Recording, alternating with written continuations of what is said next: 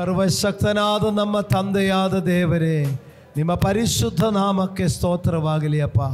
ಈಗ ಮತ್ತೊಂದು ಭಾನುವಾರ ನಿಮ್ಮ ಸನ್ನದಿಯಲ್ಲಿ ಕೂಡಿ ಬರುವ ಹಾಗೆ ಆಯುಸ್ಸು ಆರೋಗ್ಯವನ್ನು ಕೊಟ್ಟ ನಿನ್ನ ಪ್ರೀತಿಗಾಗಿ ಸ್ತೋತ್ರ ದೇವರೇ. ಈ ದಿನದಲ್ಲಿ ನಿಮ್ಮನ್ನು ಸ್ತುತಿ ಮಾಡಿ, ನಿಮ್ಮನ್ನು ಕೊಂಡಾಡಿ, ನಿಮ್ಮನ್ನು ಮಹಿಮೆಪಡಿಸುವ ಹಾಗೆ ದೇವರೇ ನೀವು ನಮಗೆ ಕೃಪೆ ನೀಡಿದ್ದಕ್ಕಾಗಿ ಸ್ತೋತ್ರ. ನಿನ್ನ ಪ್ರಸನ್ನತೆ ಇದರ ಮಧ್ಯದಲ್ಲಿ ಚಲಿಸುತ್ತಾ ಇರುವುದಕ್ಕಾಗಿ ಸ್ತೋತ್ರ. ದೇವರ ಆತ್ಮನು ಇದರಲ್ಲಿ ಕ್ರಿಯೆ ಮಾಡುತ್ತಾ ಇರುವುದಕ್ಕಾಗಿ ಸ್ತೋತ್ರ. ಪವಿತ್ರಾತ್ಮನೇ, ನಿನ್ನ ಅದ್ಭುತ ಕಾರ್ಯಗಳು ಈಗಾಗಲೇ ಇದರ ಮಧ್ಯದಲ್ಲಿ ಚಲಿಸಿ ಅದ್ಭುತಗಳು ನಡೆಸಿದ್ದಕ್ಕಾಗಿ ನಿಮಗೆ ಸ್ತೋತ್ರಗಳು ದೇವರೇ. ನಿನ್ನ ಪ್ರಸನ್ನತೆಗಾಗಿ ಸ್ತೋತ್ರ, ನಿನ್ನ ಮಹಿಮೆಗಾಗಿ ಸ್ತೋತ್ರ. ಈಗೋ ಈ ಸಮಯದಲ್ಲಿ ನಿಮ್ಮ ಪಾದ ಸನ್ನದಿಯಲ್ಲಿ ನಮ್ಮನ್ನು ತಗ್ಗಿಸಿಕೊಳ್ಳುತ್ತೇನೆ. ಈ ದಿನದಲ್ಲಿಯೂ ವಚನಗಳ ಮೂಲಕವಾಗಿ ದೇವರೇ ನೀವು ಮಾತಾಡು ಸ್ವಾಮಿ. ನಿಮ್ಮ ವಾಕ್ಯವೇ ಜೀವವುಳ್ಳ ವಾಕ್ಯಗಳಾಗಿರಲಿ, ಅದು ಕಾರ್ಯ ಸಾಧ್ಯ ಮಾಡೋದಾಗಲಿ, ಅದು ಪ್ರಾಣ ಆತ್ಮಗಳನ್ನು ವಿವೇಚಿಸುವುದಾಗಲಿ, ಅದು ಕೀಲು ಮಜ್ಜೆಗಳನ್ನು ತೂರಿ ಹೋಗುವುದಾಗಲಿ, ಅದು ದೇವರೇ ಜೀವನದಲ್ಲಿ ಕಾರ್ಯ ಸಾಧ್ಯ ಮಾಡಿ ಮಕ್ಕಳ ಜೊತೆಯಾಗಿದ್ದುಕೊಂಡು ನಡೆಸಿಕೊಡುವುದಾಗಲಿ ಎಂದು ಪ್ರಾರ್ಥಿಸುತ್ತೇನೆ. ತಂದೆಯೇ, ನಿನ್ನ ಪಾದ ಸನ್ನದಿಯಲ್ಲಿ ನಿನ್ನ ದಾಸರಾದ ನನ್ನನ್ನು ಕೂಡ ಸಮರ್ಪಿಸುತ್ತೇನೆ. ಈ ಮಕ್ಕಳಿಗಾಗಿ ಪ್ರಯೋಜನವುಳ್ಳೊಂದು ಪಾತ್ರೆಯಾಗಿ ನನ್ನನ್ನು ಉಪಯೋಗಿಸು. ವಚನ ನಿಮ್ಮದು ದೇವರೇ, ಆಲೋಚನೆಗಳು ನಿಮ್ಮದು ದೇವರೇ. ನಿನ್ನ ದಾಸನನ್ನು ಒಂದು ಉಪಕರಣ ಮಾತ್ರವಾಗಿ ಉಪಯೋಗಿಸು. ಕೇಳುವಂಥ ವಚನಗಳು ಮಕ್ಕಳಲ್ಲಿ 100ರಷ್ಟಾಗಿ ಫಲ ಕೊಡುವಂಥದ್ದಾಗಲಿ. ಯೇಸು ಕ್ರಿಸ್ತನ ನಾಮದಲ್ಲಿ ಪ್ರಾರ್ಥಿಸುತ್ತೇನೆ, ಪರಲೋಕದ ತಂದೆಯಾದ ದೇವರೇ. ದೇವರ ಪರಿಶುದ್ಧ ನಾಮಕ್ಕೆ ಸ್ತೋತ್ರವಾಗಲಿ. ಮತ್ತೊಂದು ದಿನ ದೇವರ ಸನ್ನದಿಯಲ್ಲಿ ಕೂಡಿ ಬರಲಿಕ್ಕೆ ದೇವರು ಅವಕಾಶ ಕೊಟ್ಟದಕ್ಕಾಗಿ ದೇವರಿಗೆ ಸ್ತೋತ್ರ ಮಾಡೋಣ. ನಾವು ನೇರವಾಗಿ ವಾಕ್ಯಕ್ಕೆ ಹೋಗೋಣ. ಇವತ್ತು ಸ್ವಲ್ಪ ಸೀರಿಯಸ್ ಆದ ವಿಚಾರಗಳು ದೇವರು ನಮಗೆ ವಚನವಾಗಿ ಕೊಟ್ಟಿದೆ. ನೀವು ಅದನ್ನು ತುಂಬ ಶ್ರದ್ಧೆಯಿಂದ ಕೇಳಬೇಕು. ಈಗ ಕಣ್ಣುಗೂಡನ್ನು ಸುಸ್ತಪಡಿಸಿದ್ದು ಕುಂಡನ್ನು ಎಬ್ಬಿಸಿದಲ್ಲ, ಆದರೆ ಬೇಗ ಅರ್ಥ ಆಗುತ್ತದೆ, ಅದು ಬೇಗ ಅದನ್ನು ಸ್ವೀಕಾರ್ಯ ಆಗುತ್ತೆ. ಆದರೆ ಅದಕ್ಕಿಂತ ಸ್ವಲ್ಪ ಸೀರಿಯಸ್ ಆದ ವಿಷಯಗಳು ಹೇಳುವಾಗ ತುಂಬ ಗಮನ ಕೊಟ್ಟು ಕೇಳಿದ್ರೇ ಅದು ಅರ್ಥ ಆಗೋದು, ಅದರದ ಶಕ್ತಿ. ನಾನು ಯಾವಾಗಲೂ ಹೇಳೋ ಥರ ನೀವು ವಚನ ಕೇಳಿದರೆ ಮಾತ್ರ ಸಾಲದು, ವಚನದ ಶಕ್ತಿ ನೀವು ಹೊಂದಿಕೊಳ್ಳಬೇಕು. ಹಲ್ಲೆಲೂಯಾ. ವಚನದ ಶಕ್ತಿ ನಿಮ್ಮಿಂದ ಪ್ರಕಟ ಆಗಬೇಕು, ನನ್ನಿಂದ ಪ್ರಕಟ ಆಗಬೇಕು. ಅದಕ್ಕೆ ನಾವು ವಾಕ್ಯ ಬರೀ ಕೇಳುವರಲ್ಲ, ವಾಕ್ಯ ತಿಳಿದು ಆ ವಾಕ್ಯದ ಮಹಿಮೆ ನಮ್ಮಿಂದ ಕಾಣಬೇಕು. ಓಕೆ, ದೇವರಿಗೆ ಸ್ತೋತ್ರ. ಇಬ್ರಿಯ ಪತ್ರಿಕೆ 2ನೇ ಅಧ್ಯಾಯ 14 18 ತನಕ ವಾಕ್ಯ ಭಾಗ ಓದಿಕೊಳ್ಳೋಣ. ಇಬ್ರಿಯ ಪತ್ರಿಕೆ 2ನೇ ಅಧ್ಯಾಯ 14 18 ತನಕ ಇರುವಂಥ ವಾಕ್ಯ ಭಾಗವನ್ನು ಓದಿಕೊಳ್ಳೋಣ. ಇದಲ್ಲದೆ ಮಕ್ಕಳು ರಕ್ತ ಮಾಂಸಧಾರಿಗಳಾಗಿರುವುದರಿಂದ ಆತನು ಅವರಂತೆಯೇ ಆದನು.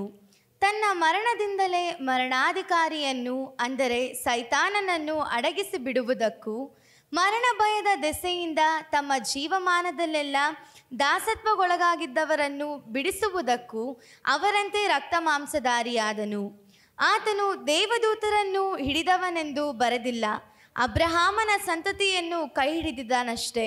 ಆದುದರಿಂದ ಆತನು ಎಲ್ಲ ವಿಷಯಗಳಲ್ಲಿ ತನ್ನ ಸಹೋದರರಿಗೆ ಸಮಾನನಾಗಬೇಕಾಗಿ ಬಂತು.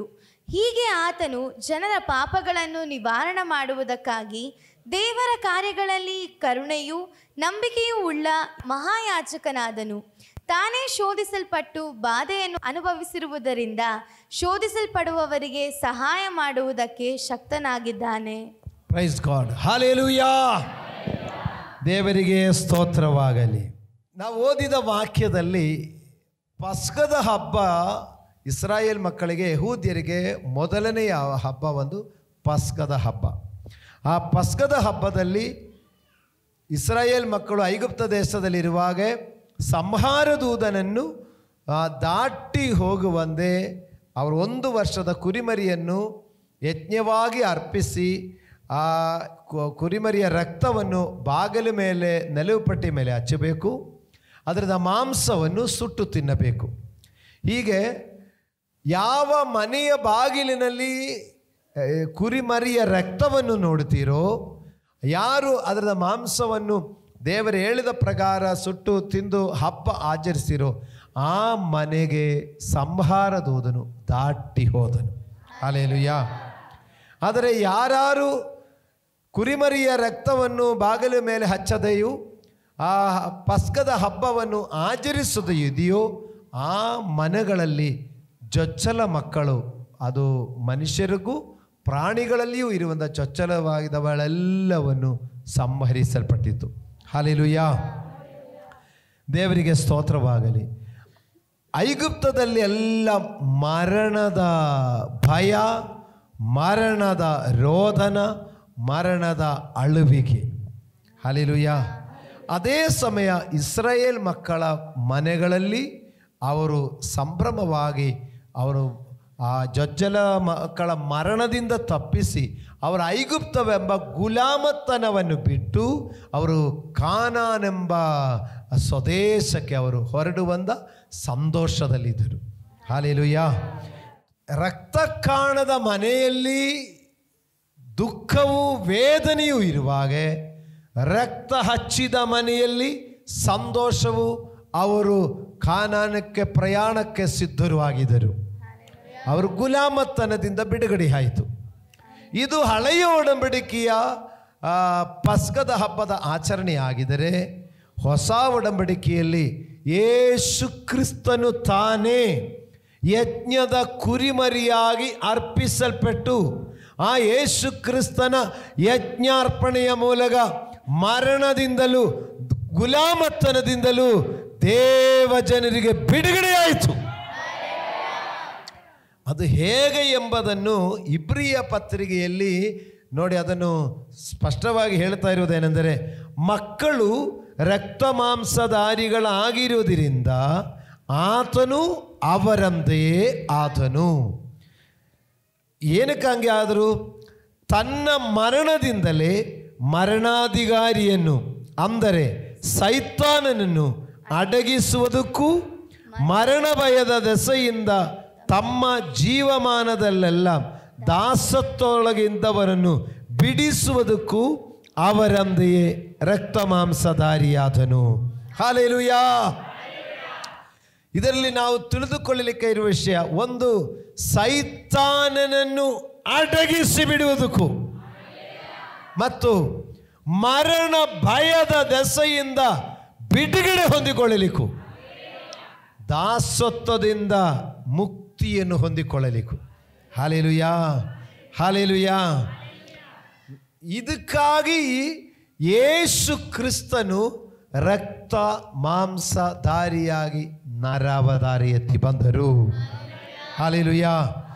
ಯೇಸು ಕ್ರಿಸ್ತನು ಸೂರ್ಯಕಾಂತ ಪದ್ಮರಾಗ ಮಣಿಗಳಂದೇ ಕಾಣಿಸುವನಾಗಿ, ಮಧ್ಯಾಹ್ನ ಸೂರ್ಯನಕ್ಕಿಂತ ಪ್ರಕಾಶವುಳ್ಳ ಮುಖವುಳ್ಳವನಾಗಿ, ಉರಿಯುವ ಜ್ವಾಲೆಯಂದೇ ಕಣ್ಣುಳ್ಳವನಾಗಿ, ಕೊನಿಮೆಯಲ್ಲಿ ಕಾಯಿಸಿರುವ ತಾಮ್ರದಂದೇ ಪಾದಗಳುಳ್ಳವನಾಗಿ, ಎದೆಯ ಮೇಲೆ ಚಿನ್ನದ ಪಟ್ಟಿಯನ್ನು ಕಟ್ಟಿದವನಾಗಿ ಮತ್ತು ಕೋಟಾನುಕೋಟಿ ದೇವದೂತರುಗಳಿಂದ ಆರಾಧಿಸಲ್ಪಡುವನಾಗಿ ಆ ಮಹಿಮಾ ಪದವಿಯಲ್ಲಿದ್ದವರು ಆ ಮಹಿಮಾ ಪದವಿಯನ್ನು ಬಿಟ್ಟು ರಕ್ತ ಮಾಂಸಧಾರಿಯಾಗಿ ಭೂಮಿಗೆ ಬಂದಿದ್ದಾರೆ.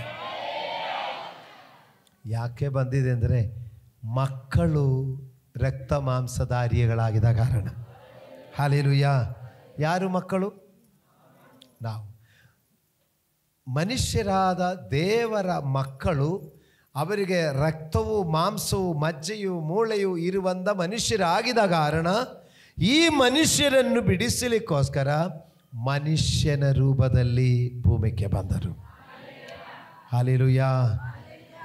ಯೇಸು ಕ್ರಿಸ್ತನು ರಕ್ತ ಮಾಂಸಧಾರಿಯಾಗಿ ಬಂದಿರುವುದು, ನಾವು ರಕ್ತ ಮಾಂಸಧಾರಿಯಾಗಿದ್ದಕ್ಕೆ ಬಂದು ಏನಕ್ಕಾಗಿ ಬಂದಿದ್ದಾರೆ ಎಂದರೆ, ಒಂದು ಮರಣಾಧಿಕಾರಿಯಾದ ಸೈತಾನನ್ನು ಅಡಗಿಸಲಿಕ್ಕಾಗಿ.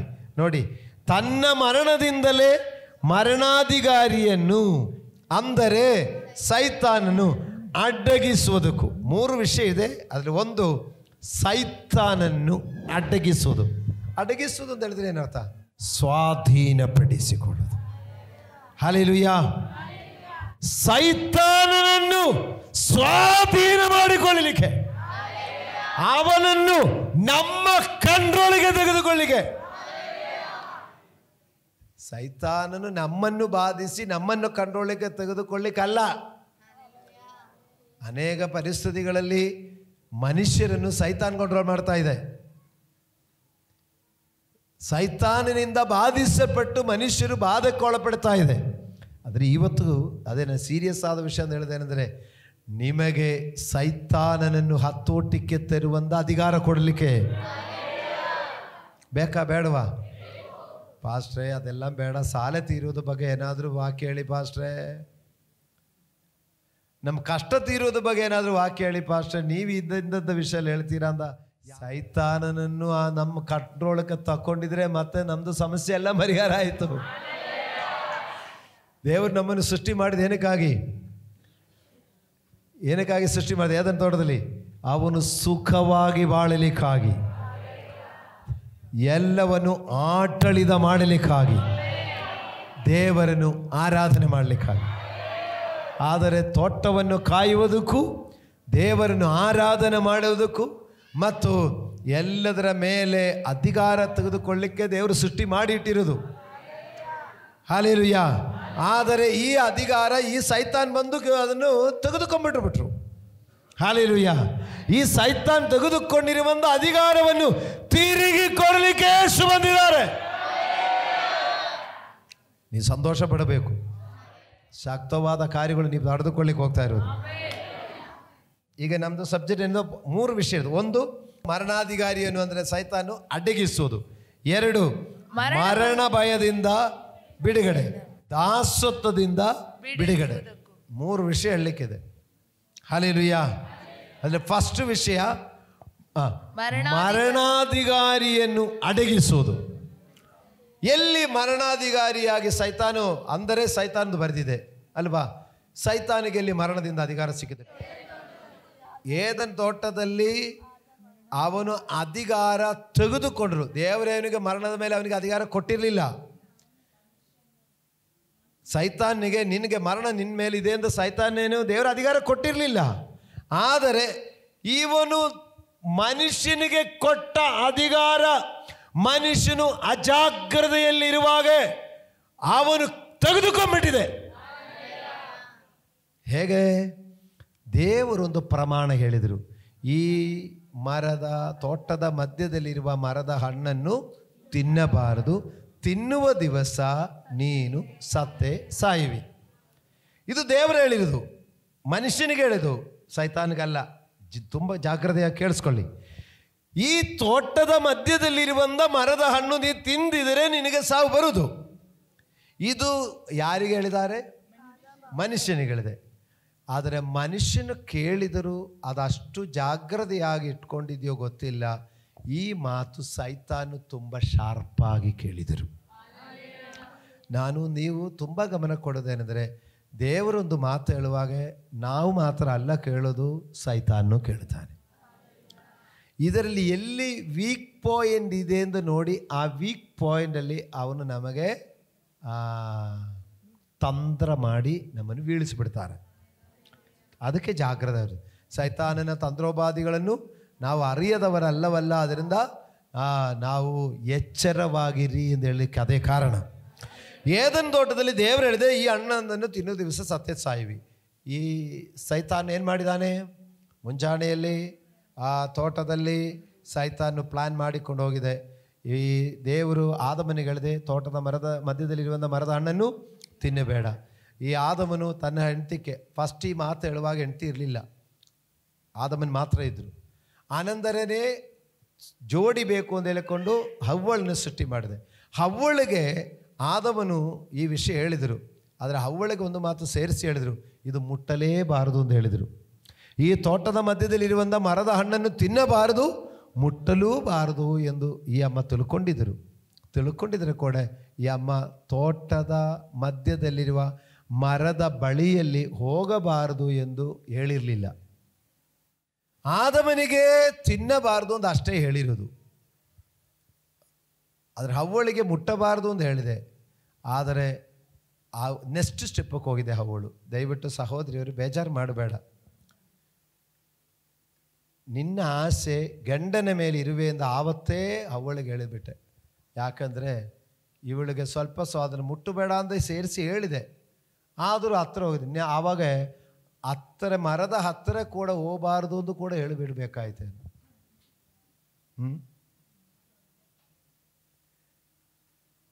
ದಯವಿಟ್ಟು ಗಮನಿಸ್ಕೊಳ್ಳಿರಿ, ಪುರುಷನಿಗಿಂತ ಸ್ತ್ರೀಗೆ ಅರಿವು ಜಾಸ್ತಿ ಇದೆ. ಅದರಲ್ಲಿ ನೀವು ಗ್ರೇಟು. ನಮ್ಮ ತಲೆ ಓಡಲಿಕ್ಕೆ ಮುಂಚೆ ನಿಮ್ಮ ತಲೆ ಓಡುತ್ತದೆ. ಅದು ನಿಮಗೆ ಕೊಟ್ಟ ಒಂದು ಗಿಫ್ಟ್ ಇದೆ. ಪುರುಷನಿಗೆ ಒಂದೇ ಸಮಯದಲ್ಲಿ ಒಂದೇ ಕೆಲಸ ಮಾಡಲಿಕ್ಕಾಗೋದು, ಆದರೆ ಸ್ತ್ರೀಯವರಿಗೆ ಒಂದು ಟೈಮಲ್ಲಿ 2-3 ಕೆಲಸ ಅವರು ಮಾಡ್ತಾರೆ.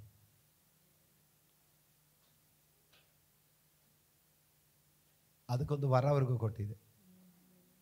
ಹಾಲೆಲೂಯಾ.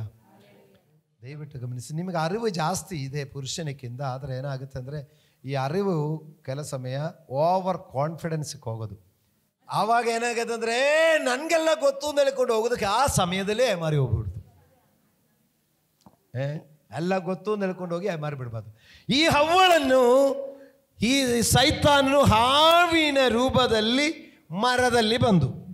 ಮರದಲ್ಲಿ ಸೈತಾನ್ ಬರಬೇಕಾದ್ರೆ ಆ ಹಾವಿನ ರೂಪದಲ್ಲಿ ಹೋಯಿತು. ಹಾಲೆಲೂಯಾ.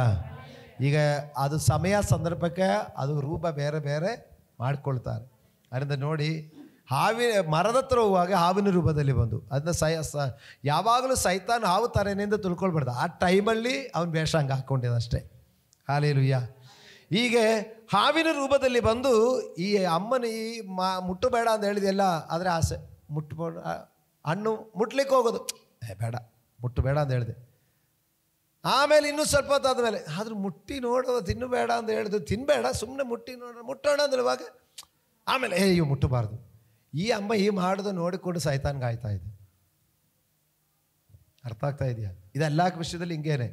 ಆವಾಗ ಪಾಪ ಈ ಅಮ್ಮ ಮುಟ್ಟಬೇಡ, ಬೇಕು ಬೇಡವಾ ಅಂದಿರುವಾಗ ಪಾಪ ಈ ಅಮ್ಮನಿಗೆ ಅದು ತೆಗೀಲಿಕ್ಕೆ ಬರಲ್ಲ ಅಂತ ಹೇಳ್ಕೊಂಡು ಸೈತಾನ್ ತೆಗೆದು ಕೊಟ್ಟುಬಿಟ್ಟು ತಿನ್ನಮ್ಮ ಅಂತ ಹೇಳಿದ್ರು. ಹಾಲೆಲೂಯಾ. ನೋಡಿ, ತಿನ್ನುವ ದಿವಸ ಸತ್ತೇ ಸಾಯುವೆ ಅಂತ ಹೇಳಿದೆ. ಇವನು ಕುತಂತ್ರದಲ್ಲಿ ಬಂದು ಏನು ಹೇಳ್ಬೇಡು, ಇವನಿಗೆ ಸಾಯಿಸಬೇಕು, ಈ ಅಮ್ಮನ್ನು ಸಾಯಿಸಬೇಕು, ಮನುಷ್ಯರನ್ನು ಸಾಯಿಸಬೇಕು. ಇದು ಪಿಶಾಚನ ಕುತಂತ್ರ. ಅದರಿಂದ ತಿನ್ನಬೇಡ ಅಂತ ಹೇಳಿ ದೇವರು ಹೇಳಿದೆ. ತಿಂದಿದ್ರೆ ನೀವು ಸತ್ತೇ ಸಾಯುವೆ ಅಂತ ಹೇಳಿದೆ. ಆದರೆ ಇವನು ತಿನ್ನಿಸಿ ಬಿಟ್ಟಿದ್ರೆ ನನ್ನ ಕೆಲಸ ಏನು ಮುಗಿದೋಯ್ತಲ್ಲ ಅಂದ. ಇದು ಪಿಶಾಚನ ಕುತಂತ್ರ.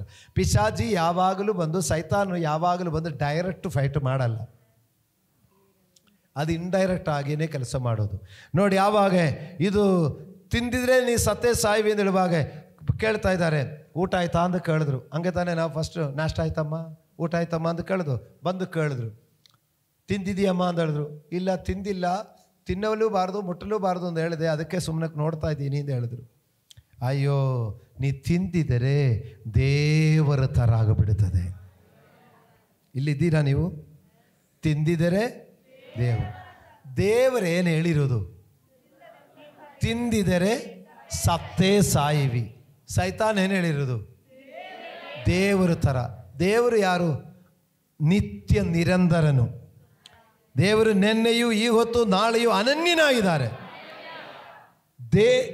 ದೇವರು ನಿತ್ಯ ನಿರಂತರನಾಗಿರುವಾಗ ಸೈತಾನ್ ಹೇಳ್ತಾರೆ, ನೀನು ತಿಂದಿದರೆ ನೀ ನಿತ್ಯ ನಿರಂತರನಾಗಿರೋದು. ದೇವರು ಹೇಳಿರೋದು ತಿಂದಿದ್ರೆ ಸತ್ತೇ ಸಾಯಿವಿಂದ. ಈಗ ದೇವರು ಏನು ಹೇಳಿದೆಯೋ ಅದಕ್ಕೆ ಆಪೋಸಿಟ್ ಹೇಳಿದಾರ ಸೈತಾನನು. ಅಂದರೆ ದೇವರು ಹೇಳಿದು ಈ ಮನುಷ್ಯನ ಕೇಳಬೇಕಾಯಿತು, ಆದರೆ ಅದೃಷ್ಟವಶ ಅದು ಸೈತಾನ್ ಹೇಳಿದ ಮಾತು ಕೇಳಿದ್ರು. ಹಣ್ಣು ತಿಂದರು. ತಿಂತಾ ಇರುವಾಗೇ ಪಾಪ ಅವಳಿಗೆ ನೆನಪು ಬಂದು, ಅಯ್ಯಯ್ಯೋ ಯಜಮಾನ್ರಿಗೆ ಕೊಡದೆ ನಾನೇ ನಾಷ್ಟ ಮಾಡಿಬಿಟ್ರಲ್ಲ.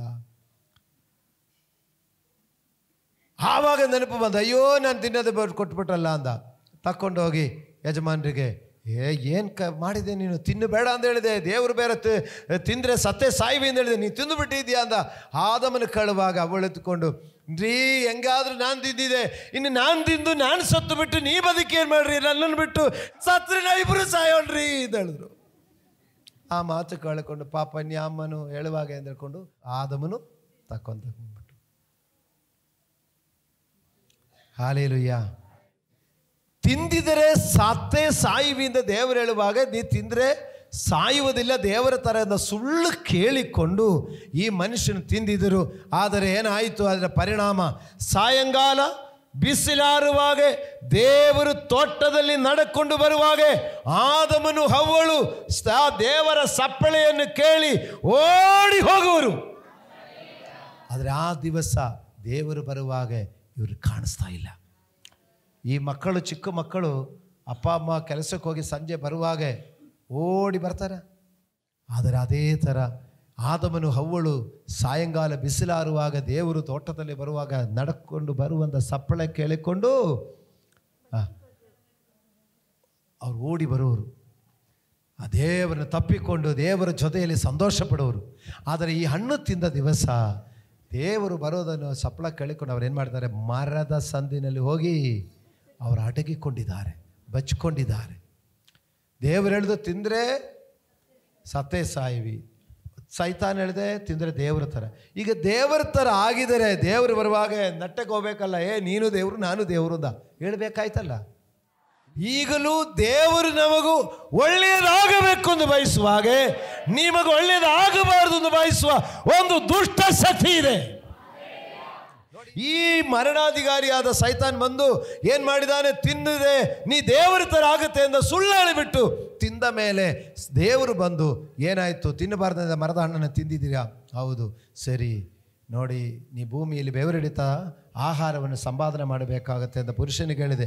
ನೋಡಿ, ನಿನ್ನ ಆಯುಸ್ಸು ಭೂಮಿಯಲ್ಲಿ ನಿಮ್ಮ ಮಣ್ಣಿನಿಂದ ತೆಗೆಯಲ್ಪಟ್ಟ ಕಾರಣ ಪುನಃ ನಿಮ್ಮ ಮಣ್ಣಿಗೆ ಸೇರುತ್ತೆ ಅಂತ ಹೇಳಿ ಮನುಷ್ಯನಿಗೆ ಈ ಮಾತು ಹೇಳಿಬಿಟ್ಟು ಸ್ತ್ರೀಗೆ ಹೇಳಿದೆ, ನಿನ್ನ ಆಸೆ ಪುರುಷನ ಮೇಲಾಗಿರ್ತದೆ. ಯಾಕೆ ನೀ ಪುರುಷನ ಮಾತು ಕೇಳದೆ ನೀನು ಹೋಗಿ ಹಣ್ಣು ತಿಂದುಬಿಟ್ಟ. ಒಂದು ಮಾತವನ್ನು ಕೇಳಿ ಚರ್ಚೆ ಮಾಡಿಕೊಂಡು ಮಾಡಬೇಕಾಯ್ತು. ನೀ ಡಿಸ್ಕಸ್ ಮಾಡದೆ ಒಂಟಿಯಾಗಿ ತೀರ್ಮಾನ ಮಾಡಿದ್ದಕ್ಕೆ ನಿನ್ನ ಮೇಲೆ ಪುರುಷನ ಕೇಳದೆ ಏನು ಮಾಡಲಿಕ್ಕೆ ನಿನ್ನ ಕೈಯಲ್ಲಿ ಆಗಲ್ಲ ಅಂತ ನಿರ್ಧಾರ ಬಂದುಬಿಟ್ಟು ಮತ್ತು ನೀ ವೇದನೆಯಿಂದ ಮಕ್ಕಳನ್ನು ಹೆರಿವಿ. ಯಾಕಂದರೆ ನೀ ನನಗೆ ಮಕ್ಕಳಾಗಿದ್ದರು, ನಾನು ಮಕ್ಕಳಾಗಿ ಮುದ್ದು ಮಕ್ಕಳಾಗಿ ನಿಮ್ಮನ್ನು ಪ್ರೀತಿಸಿದೆ. ಆದರೆ ಆ ಮುದ್ದು ಮಕ್ಕಳಾಗಿ ನಿಮ್ಮನ್ನು ಪ್ರೀತಿಸಿದ ನಾನು ನಿನ್ನ ಮೇಲಿಟ್ಟ ಪ್ರೀತಿ ಏನಂದ್ರೆ ನಿನಗೆ ಗೊತ್ತಾಗಿಲ್ಲ. ಅಂದರೆ ನಿನಗೆ ಮಕ್ಕಳ ಮೇಲೆ ಪ್ರೀತಿ ಬರಲಿಕ್ಕೆ ನೀ ವೇದನೆಯಿಂದಲೇ ಮಕ್ಕಳನ್ನು ಹೆರಿವಿ ಎಂದು ಹೇಳಿದರು. ನೋಡಿ, ಸೈತಾನಿಗೆ ಹೇಳಿದೆ, ನೀ ಸರ್ಪದ ರೂಪದಲ್ಲಿ ಬಂದಿದೆ, ನೀನು ಜೀವಮಾನ ಕಾಲ ಆ ಹೊಟ್ಟೆಯಿಂದ ಹರಿದು ನೀನು ಜೀವಮಾನದ ಅಲ್ಲಲ್ಲ ಹುಡಿಯನ್ನು ಮಣ್ಣನ್ನು ತಿಂದು ನೀ ಬದುಕಿವಿ, ಇನ್ನು ಹಣ್ಣಿನ ಕಡೆಗೆ ನಿನ್ನ ಗಮನ ಹೋಗಬೇಡ ಅಂದ. ಆವತ್ತಿಂದ ಸರ್ಪಕ್ಕೆ ಹಣ್ಣು ತಿಂತಾ ಇಲ್ಲ. ಗಮನಿಸಿರಿ, ದೇವರ ಮಾತು ಹೋಯಿತು, ಎಲ್ಲ ಒಡಬಟ್ಟಾಯಿತು. ಆದರೆ ಸೈತಾನ ಸುಳ್ಳೇನು? ನೀ ದೇವರ ಥರ ಆಗತ್ತೆ ಎಂದು. ಇಲ್ಲಿ ದೇವರ ಥರ ಆಯಿತಾ? ಇಲ್ಲ, ದೇವರ ಥರ ಆಗಲಿಲ್ಲ. ಈಗಲೂ ಕೂಡ ಗಮನಿಸಿ, ದೇವರು ನಮ್ಮನ್ನು ಆಶೀರ್ವಾದಕ್ಕೆ ಕರೆದಿದ್ದಾರೆ ಪ್ರಿಯರೇ.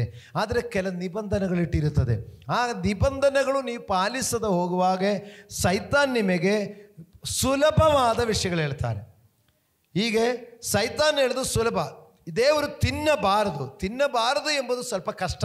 ತಿನ್ನದೇ ಇರಲಿಕ್ಕೆ ನೋಡಿಕೊಂಡು ತಿನ್ನದೇ ಇರೋದು ಕಷ್ಟ. ಆದರೆ ತಿನ್ನಬಹುದು, ಸುಲಭ ಅಲ್ವಾ? ಅದು ಸುಲಭ. ಅದೇ ಥರ ನೋಡಿ, ದೇವರ ಕದಿಯಬಾರದು ಅಂದಿರುವಾಗ ಕದಿಯದಿರುವುದು ಯಾವುದೋ ಒಂದು ವಸ್ತು, ಅಯ್ಯೋ ತಗೊಂಡು ಹೋದರೆ ಚೆನ್ನಾಗಿತ್ತು, ನಮ್ಗೆ ಆಸೆ, ಅದು ನಮ್ಗೆ ಉಪಯೋಗ ಆಗ್ತಾಯಿದ್ದು. ಆದರೆ ಕದಿಯದಿರೋದು ಕಷ್ಟ. ನೋಡಿಬಿಟ್ಟು ಬೇಡ ಅಂತ ಹೇಳ್ಕೊಂಡು ಬರಬೇಕಾದ್ರೆ ಕಷ್ಟ. ಹೌದಾ ಇಲ್ವಾ? ನೀವೇ ಹೇಳಿ. ನೋಡಿಬಿಟ್ಟು ಎತ್ಕೊಂಡು ಬರೋದು ಸುಲಭ, ಅದೇ ಎತ್ಕೊಂಡು ಬರದೆ ಬೇಡ ಅಂತ ಹೇಳ್ಕೊಂಡು ಬರಬೇಕಾದ್ರೆ ಸ್ವಲ್ಪ ಕಷ್ಟ. ಹಲ್ಲೆಲೂಯಾ. ಒಂದು ಅನೇಕರಿಂದ ಸುಲಭವಾದ ಕಡೆಗೆ ಹೋಗ್ತಾ ಇದೆ. ಅದಕ್ಕೆ ನರಕಕ್ಕೆ ಹೋಗೋದ ದಾರಿ ಅಗಲವಾದುದು, ಬಹುಜನರು ಅದರಲ್ಲಿ ಹೋಗ್ತಾ ಇದ್ದಾರೆ. ಸ್ವರ್ಗಕ್ಕೆ ಹೋಗೋದ ದಾರಿ ಇಕ್ಕಟ್ಟು, ಅದರಲ್ಲಿ ಸ್ವಲ್ಪ ಜನ ಹೋಗ್ತಾರೆ. ಯಾಕಂದರೆ ಅಲ್ಲಿ ಇಕ್ಕಟ್ಟಲ್ಲಿ ಹೋಗಲಿಕ್ಕೆ, ಆದರೆ ಇಕ್ಕಟ್ಟಲ್ಲಿ ಹೋಗೋದೇ ಅದು ನಮಗೆ ಶಾಶ್ವತವಾಗಿರೋದು. 6 ದಿವಸ ದುಡಿದು 7ನೇ ದಿವಸ ದೇವರ ಆಲಯಕ್ಕೆ ಬನ್ನಿ ಅಂತ ಹೇಳುವಾಗ ಆವಾಗ ಅದು ಕಷ್ಟ. ಒಂದು ದಿವಸ ರಜೆ ಸಿಕ್ಕುವಾಗ ಏನೋ ಸ್ವಲ್ಪ ಹೊತ್ತು ಜಾಸ್ತಿ ನಿದ್ರೆ ಮಾಡ್ಬೋದಾಯಿತು, ಏನೋ ಸ್ವಲ್ಪ ಹೊತ್ತು ರೆಸ್ಟ್ ತಗೊಳ್ಬೋದಾಯಿತು, ಆವಾಗ ಅದು ಕಷ್ಟ. ಆದರೆ ರೆಸ್ಟ್ ತಕ್ಕೊಂಡು ಮನೆಯಲ್ಲಿ ಫ್ರೀ ಆಗಿರೋದು ಸುಲಭ. ಆದರೆ ಹೋಗಬೇಕು, ಬೇಗ ರೆಡಿಯಾಗಿ ಚರ್ಚೆಗೆ ಹೋಗಬೇಕು, ಇವತ್ತು ಚರ್ಚೆಲಿ ಇರಬೇಕು ಅನ್ನೋದು ಸ್ವಲ್ಪ ಕಷ್ಟ. ಆದರೆ ಇದೇ ಥರ ಸೈತಾನೆಲ್ಲ ಸುಳ್ಳು ಹೇಳಿಬಿಡೋದು. ನೀ ಮನೇಲಿ ರೆಸ್ಟ್ ತಗೊಳ್ಳಿ, 6 ದಿವಸ ದುಡ್ದಿಲ್ವಾ, ಪಾಸ್ಟರ್ಗೆ ಏನು ಗೊತ್ತು, ಅವ್ರೇನು ಕೆಲಸಕ್ಕೆ ಹೋಗ್ತೀರಾ, ನೀನು ಸ್ವಲ್ಪ ರೆಸ್ಟ್ ತಕ್ಕೋ, ನೀನು ಮಲ್ಕೊಂಬಿಡೋದು ಹೇಳಿದು. ಯಾರು? ಸೈತಾನು. ಆವಾಗ ನಾವು ನಿರ್ಧಾರ ಮಾಡೋದು, ಸೈತಾನ್ ಹೇಳಿದು ಕರೆಕ್ಟು, ಸೈತಾನ್ ಹೇಳಿದೆ ಒಳ್ಳೆಯದು, ನೋಡಿ ಅವ್ರು ರೆಸ್ಟ್ ತಕ್ಕೊಂಡು ಹೇಳ್ತಾನೆ. ಈ ದೇವರು ಹೇಳಿದು ಸರಿಯಲ್ಲ, ಭಾನುವಾರ ಕೂಡ ಬಿಡದೆ ಕುತ್ಕೊಂಡು ಹೇಳ್ತಾನೆ. ನಾವು ಸುಲಭವಾದದ್ದು ಆರಿಸಿಕೊಳ್ಳೋದು, ಅದೇ ಎಡವಟ್ಟಾಗ್ತಾ ಇರೋದು. ಇಲ್ಲಿದ್ದೀರಾ? ನಿಮ್ಮ ಸಭಾಬಾಲಕರ ಮಾತನ್ನು ಕೇಳಿರಿ. ಅವರು ವ್ಯಸನದಿಂದಿರೋದು ಒಳ್ಳೆಯದಲ್ಲ, ಇದು ದೇವರ ವಾಕ್ಯ. ಸೈತಾನ್ ಹೇಳಿದು, ಯಾವ ಸಭಾಪಾಲಕರ ಏನು ಅವರೇನ ರಾಜನ, ಅವನೇನ ಮಹಾರಾಜನ, ಅವನ ಬಗ್ಗೆ 4 ಮಾತು ದೂರ ಹೇಳಿಬಿಡು ಅಂತ ಹೇಳ್ಬಿಡೋದು, ಎಡವಟ್ಟಾಗ್ತಾ ಇರೋದು. ಗಮನಿಸಿ, ದೇವರು ನಮಗೆ ಕಂಡೀಷನ್ ಹೇಳೋದು. ನಾವು ಕಂಡೀಷನ್ ತಪ್ಪಿಸಿಕೊಂಡು ನಮಗೆ ಸಿಕ್ಕಾಕಿಸಿಕೊಳ್ಳಬೇಕೆಂಬುದೇ ಅವನ ಗುರಿ.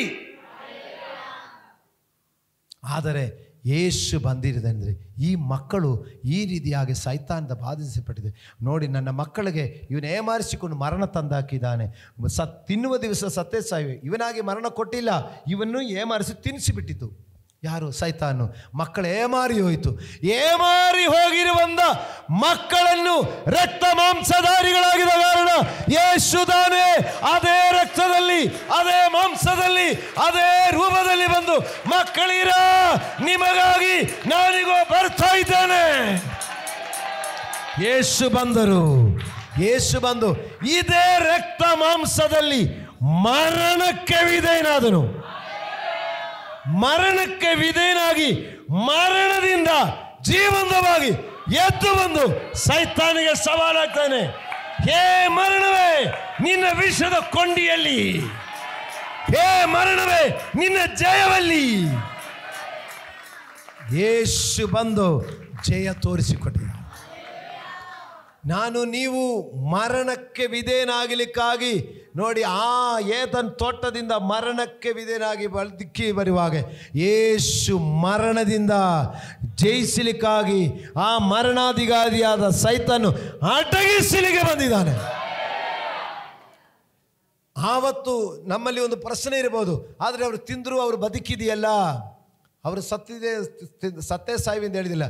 ಆದರೆ ಅವರ ಆತ್ಮಕ್ಕೆ ಸಾವು ಬಂದಿತ್ತು. ಶರೀರಕ್ಕೆ ಸಾವು ಬಂದಿಲ್ಲ, ಮನಸ್ಸಿಗೆ ಸಾವು ಬಂದಿಲ್ಲ, ಆತ್ಮಕ್ಕೆ ಸಾವು ಬಂದಿತ್ತು.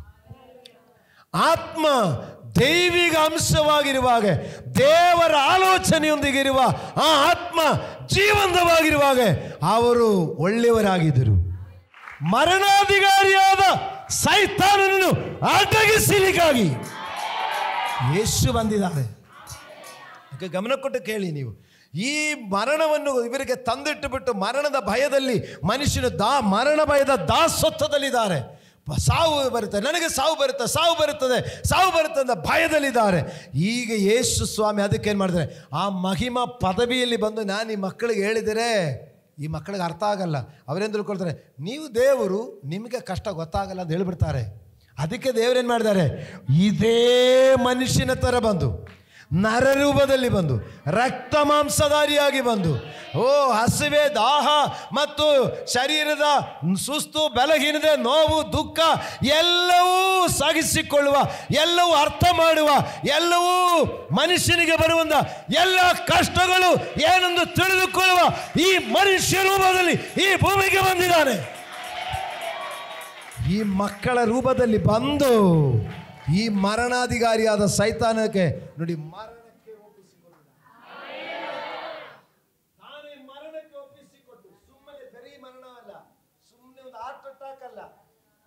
ಹಾರ್ಟ್ ಅಟ್ಯಾಕ್ ಆಗಿದ್ರೆ ಇವರೇನು ಸತ್ತಿರ್ಲಿಲ್ಲ, ಸುಮ್ಮನೆ ಪ್ರಜ್ಞೆ ತಪ್ಪಿ ಬಿದ್ದಿದ್ದಷ್ಟೇ ಎಂದು ಜನ ಹೇಳಿಬಿಡ್ತಾರೆ. ಅದಕ್ಕೆ ಜಜ್ಜಿ ಜಡಿದು ನೋಡಿ, ಶರೀರದ ಮಾಂಸ ತುಂಡುಗಳ ಕೆಳಗಡೆ ಬೀಳುವ ಥರ ಕೀರ್ತನೆಗಾರನು ಹೇಳ್ತಾನೆ, ಅವನ ಎಲುಬುಗಳೆಲ್ಲ ಲೆಕ್ಕಿಸಲಿಕ್ಕಾಯಿತು. ಈ ಮಾಂಸ ಬಂದಿದ್ದಕ್ಕೆ ಈ ಪಕ್ಕೆಯಲ್ಲಿರುವ ಒಂದು ಮೂಳೆಗಳು ಲೆಕ್ಕ ಮಾಡಲಿಕ್ಕಾಯಿತು. ಅವರ ಬೆನ್ನುಗಳಲ್ಲಿ ನೆಲ ಉಳುವವನು ಉಳುವ ಹಾಗೆ ಅವನ ಬೆನ್ನುಗಳು ಉತ್ತು ಬಿಟ್ಟಿತ್ತು. ಚಾಟಿಯಿಂದ ಒಡೆದು ಎಳೆಯುವಾಗ ಮಾಂಸ ಹಿತ್ತು ಬಂದಿದ್ದಕ್ಕೆ ಅಷ್ಟು ಆ ಮಾಂಸಗಳು ಹೊರಗಡೆಯಿಂದ ಬೆನ್ನಿಂದ ಬಂದಿದೆ. ಈ ವಿಧವಾದ ಹೀನವಾದ ಹಿಂಸೆಗೊಳಪಟ್ಟ ಭಯಂಕರ ಅಥವಾ ಘೋರ ಮರಣಕ್ಕೆ ವಿಧೇಯನಾದನು. ಇಷ್ಟು ಘೋರ ಮರಣಕ್ಕೆ ವಿಧೇಯನಾದ ಯೇಸು 3ನೇ ದಿವಸ ಜೀವಂತವಾಗಿ ಎದ್ದು, ಈ ಜೀವಂತವಾಗಿ ಎದ್ದು ಬಂದು ಇದೇ ಕರ್ತನು ಹೇಳ್ತಾ ಇದ್ದಾನೆ, ಹೇ ಮರಣವೇ, ನಿನ್ನ ವಿಷದ ಕೊಂಡಿಯಲ್ಲಿ, ಹೇ ಪಾತಾಳವೇ, ನಿನ್ನ ಜಯ ಎಲ್ಲಿ? ಹಲ್ಲೆಲೂಯಾ. ಈ ಜಯ ಕೊಟ್ಟ ಕರ್ತನು ನಮ್ಮ ಹಾಗೆ ಬಂದು ಈ ಜಯವನ್ನು ಸಾಧಿಸಿ ಈ ಜಯವನ್ನು ನಮಗೆ ಕೊಟ್ಟಿದ್ದಾರೆ ಅಂತ. ಈಗ ಮರಣಾಧಿಕಾರಿಯಾದ ಸೈತಾನ್ ಅಡಗಿಸಿಬಿಟ್ಟು ಈಗ ಇಷ್ಟು ಕಾಲೇನು ಮರಣ ಮರಣ ಮರಣ ಅಂತ ಹೇಳಿಕೊಂಡು ಬಂದು ಸೈತಾನು ತಿನ್ನೋ ದಿವಸ ಸತ್ತೇ ಸಾವು ನೋಡ್ಕೊಂಡು ಸಾವು ಕೊಟ್ಕೊಂಡು ಬಂದೆ. ಯೇಸು ಸತ್ತವರಿಂದ ಎದ್ದ ಮೇಲೆ ಮರಣದ ಅಧಿಕಾರ ಹೋಯಿತು. ಮರಣದ ಅಧಿಕಾರ ಹೋಗಿದ್ದು ಮಾತ್ರವಲ್ಲದೆ ನೋಡಿ, ಮರಣ ಭಯದ ದೆಸೆಯಿಂದ ತಮ್ಮ ಜೀವಮಾನವೆಲ್ಲ ದಾಸತ್ವದೊಳಗಿಂದ ಇದ್ದವರನ್ನು ಬಿಡಿಸಿ. ನೋಡಿ, ಮರಣ ಭಯದ, ಈಗ ಮರಣದಿಂದ ಯೇಸು ಬಿಡುಗಡೆ ಕೊಟ್ಟಾಯಿತು. ಇನ್ನು ಉಳಿದಿದ್ದೇನು? ಮರಣ ಭಯದ ಗುಲಾಮತನ, ದಾಸತ್ವ, ಮರಣದ ಮೇಲೆ ಭಯ. ಗಮನಿಸಿ, ದಯವಿಟ್ಟು ಗಮನಿಸಿ. ಈಗ ಎರಡನೇ ವಿಷಯ ಹೇಳ್ತಾ ಇದ್ದೀನಿ. ಮರಣದ ಭಯದ ದಾಸತ್ವ, ಮರಣ ಭಯದಿಂದ ಬಿಡುಗಡೆ. ಸಾವಿಗೆ ಭಯ ಇದೆಯಾ? ಮರಣ ಅಂದರೆ ಏನು? ಈ ಶರೀರದಿಂದ ಆತ್ಮ ಬೇರ್ಬಿಡೋದು.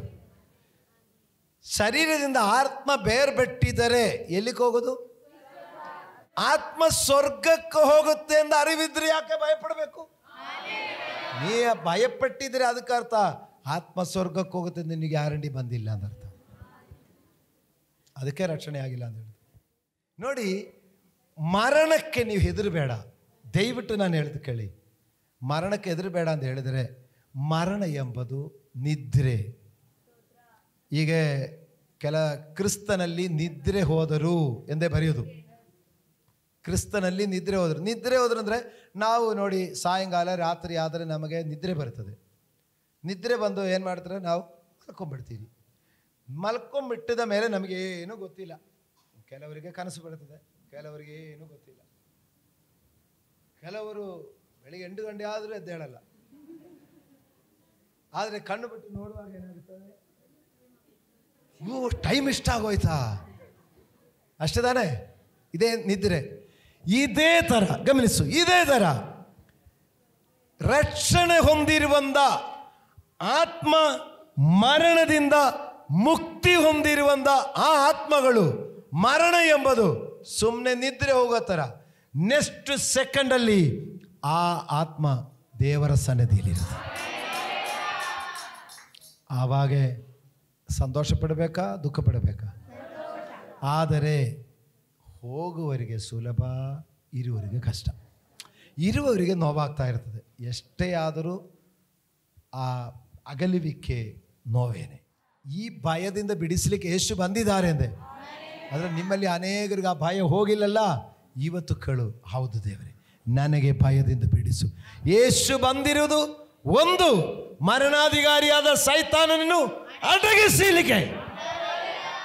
ನೀವು ಸುಖವಾಗಿ ಬಾಳಬೇಕೆಂಬುದೇ ದೇವರ ಉದ್ದೇಶ. ಆದರೆ ನೀವು ಕಷ್ಟದಲ್ಲಿ, ಇಕ್ಕಟ್ಟಲ್ಲಿ ದಿನಗಳು ಕಳೆದೋಗ್ತಾ ಇದ್ರೆ ದುರಾತ್ಮನೇ ನಿಮ್ಮನ್ನು ಅಭಿವೃದ್ಧಿಗೆ ಬಿಡ್ತಾ ಇಲ್ಲ ಅಂತ ಅರ್ಥ. ನೀವು ಭೂಮಿಯ ಮೇಲಿರುವ ಜನಾಂಗಗಳಲ್ಲಿ ಉನ್ನತ ಸ್ಥಿತಿಗೆ ಬರಬೇಕೆಂಬುದು ದೇವರ ಉದ್ದೇಶ. ಆದರೆ ಆ ಸ್ಥಿತಿಗೆ ನಿಮ್ಮನ್ನು ಬರದೆ ನಿಮ್ಮನ್ನು ಅಡ್ಡಿ ಮಾಡೋದು ಸೈತಾನನೇ. ಅಂದರೆ ದೆವ್ವ ಕಾಟರೆ ರೇಗಿಲ್ಲ ಅಂತ ಹೇಳಿಕೊಂಡು ದೆವ್ವ ಇಲ್ಲ ಅಂತ ಹೇಳ್ಕೊಳ್ಬೇಡ. ನಿಮ್ಮನ್ನು ಅಡಗಿಸಿಕೊಂಡು ಎಲ್ಲರೂ ನಿಮ್ಮ ಮುಂದೆ ಬರಲಿಕ್ಕಾಗದೆ ಇದು ಮಾಡಿಕೊಂಡಿದೆ. ನೀ ಆಜ್ಞೆ ಅನುಸರಿಸು, ನೀ ಆಜ್ಞೆಗಳು ಅನುಸರಿಸು. ನೋಡಿ, ಏದಂತ ತೋಟದಲ್ಲಿ ಆಜ್ಞೆಗಳು ಸ್ವಲ್ಪ ಕಷ್ಟೇನೆ. ಇಲ್ಲಿ ಹೇಳಿದೆ ತಿನ್ನಬೇಡ ಅಂತ ಹೇಳುವಾಗ ಕಷ್ಟ, ತಿನ್ನರಿ ಅಂತ ಹೇಳೋದು ಸುಲಭ. ಅದೇ ಥರ ಯಾವುದೆಲ್ಲ ಬೇಡ ಬೇಡ ಅಂತ ಹೇಳುವಾಗ ಅದು ಕಷ್ಟ. ಆವಾಗ ನಿಮಗೆ ದೇವರ ಮೇಲೆ ಕೋಪ ಬರ್ತದೆ, ದೇವ ಸೇವಕರ ಮೇಲೂ ಕೋಪ ಬರ್ತದೆ. ನಿಬಂಧನೆ ಇಡುವುದು ಒಳ್ಳೆಯದಕ್ಕೆ ಇಡುವುದು. ನಿಬಂಧನೆ ಪಾಲಿಸುವಾಗಲೇ ಅದರಲ್ಲಿ ದೇವರ ಜಯದ ರಹಸ್ಯ ಇರುವುದು.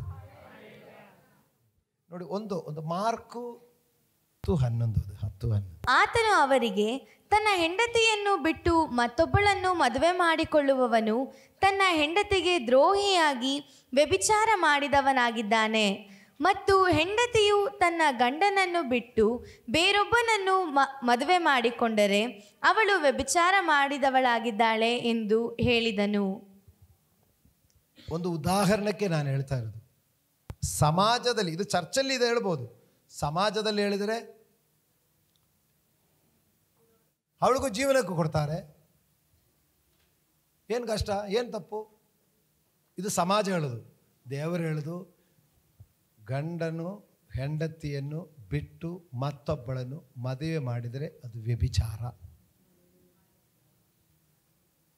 ಹೆಂಡತಿ ಗಂಡನನ್ನು ಬಿಟ್ಟು ಮತ್ತೆ ಮದುವೆ ಮಾಡಿದರೂ ವ್ಯಭಿಚಾರ.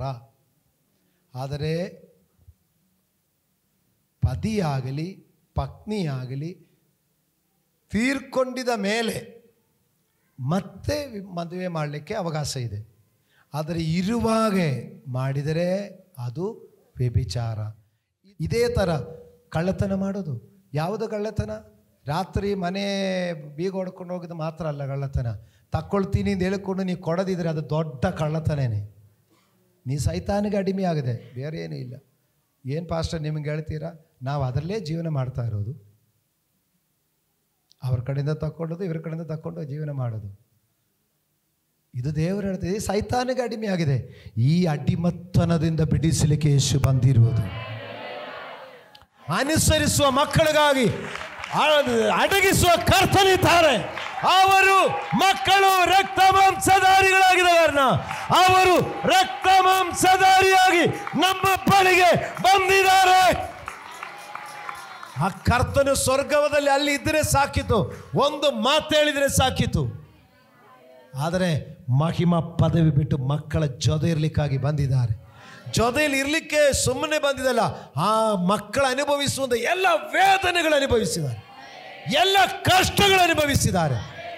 ಆ ಮರಣಾಧಿಕಾರಿಯಾದ ಸೈತಾನನ್ನು ಅಡಗಿಸಿದೆ, ಮತ್ತೆ ಮರಣ ಭಯದಿಂದ ಬಿಡುಗಡೆ. ಅಂದ ಮರಣದ ಬಗ್ಗೆ ನೀವು ಭಯಪಡಬೇಡ. ಮರಣ ಅಂತ ಹೇಳಿದ್ರೆ ನಿದ್ರೆ ಅಷ್ಟೇ. ಈ ಮರಣ ಭಯದ ದಾಸತ್ವದಿಂದ ಇವತ್ತು ದೇವರು ನಿಮಗೆ ಬಿಡುಗಡೆ ಕೊಡ್ತಾ ಇದ್ದಾರೆ. ಇನ್ನು ಹೇಳಿ, ಸಾಯಲಿಕ್ಕೆ ಭಯ ಇದೆಯಾ? ಸಾಯುವುದೇ ಲೇಸು, ಬದುಕೋದು ಕಷ್ಟ. ಮರಣದ ಭಯ ಬಿಟ್ಟು ಹೋಗಲಿ. ಮರಣ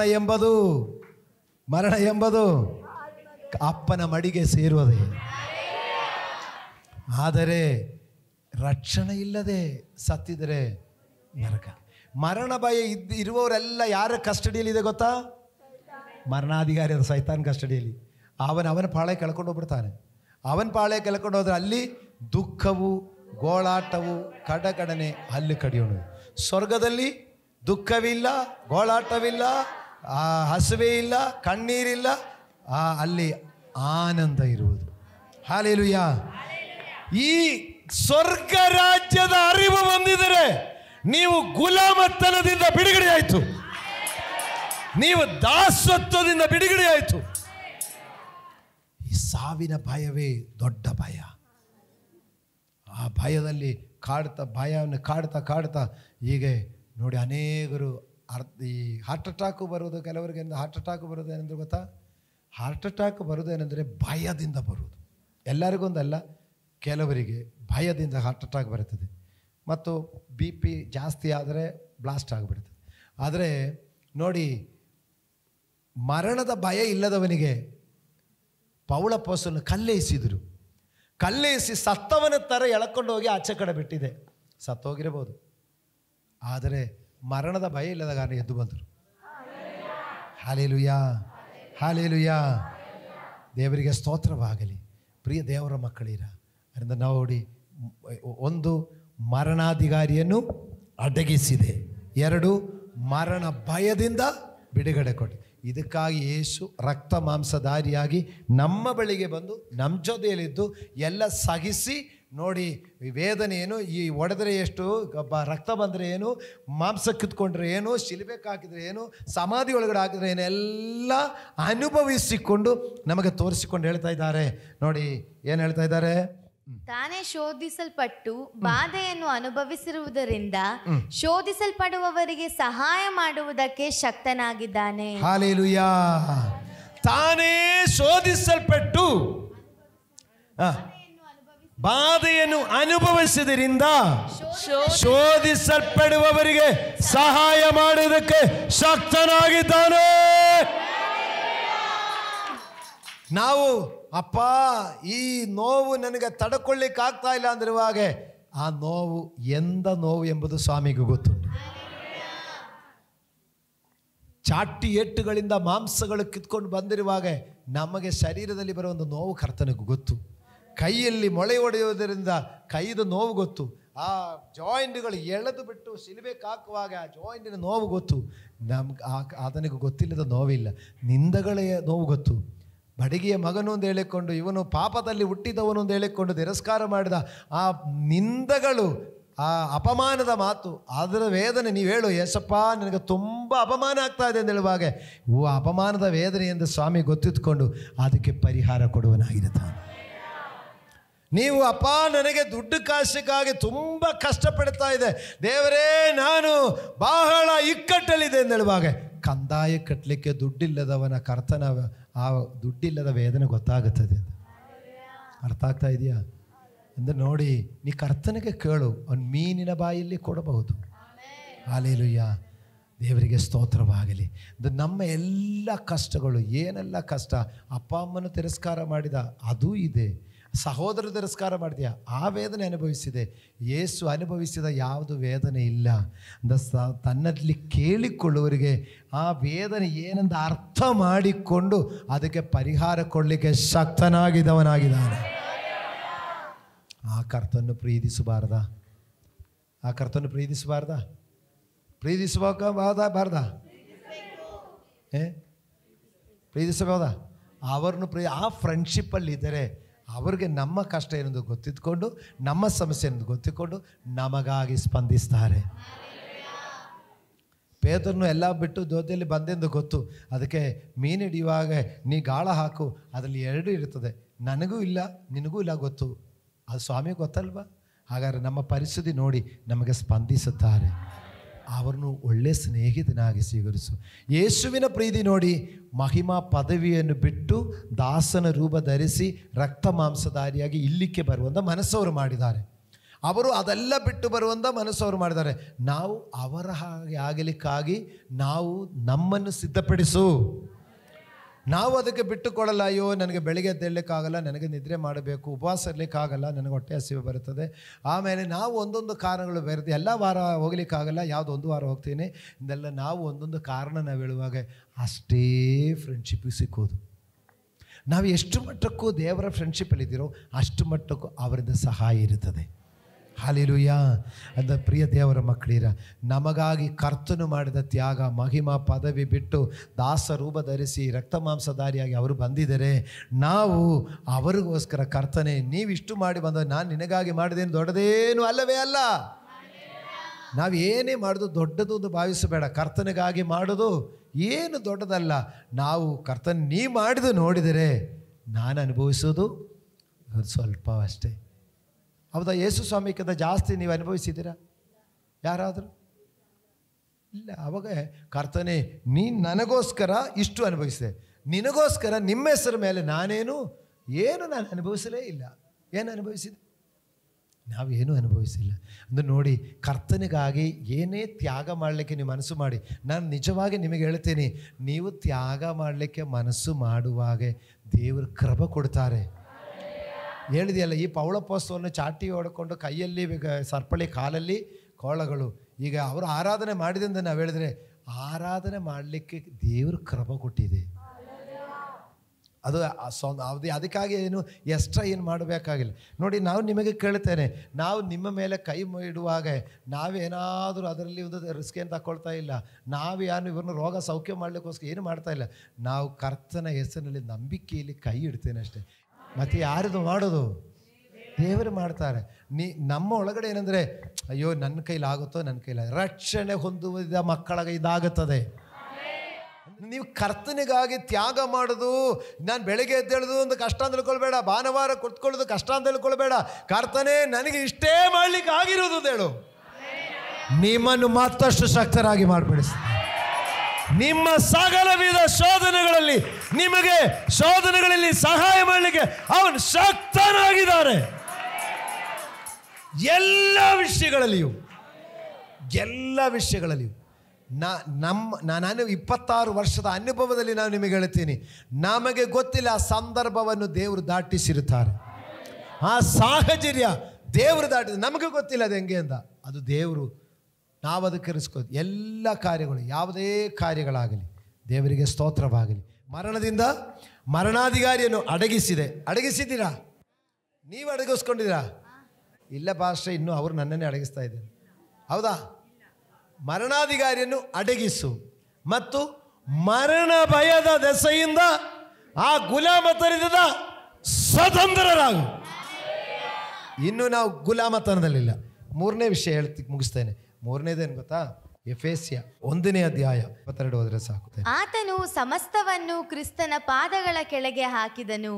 ಇದಲ್ಲದೆ ಆತನನ್ನು ಎಲ್ಲದರ ಮೇಲೆ ಇರಿಸಿ ಸಭೆಗೆ ಶಿರಸ್ಸಾಗಿ ನೇಮಿಸಿದನು. ಸಭೆಯು ಆತನ ದೇಹವಾಗಿದೆ. ಎಲ್ಲವನ್ನು ಎಲ್ಲ ಸಂಬಂಧದಲ್ಲಿ ವ್ಯಾಪಿಸುವಾತನಿಂದ ಅದು ಪರಿಪೂರ್ಣತೆಯುಳ್ಳದಾಗಿದೆ.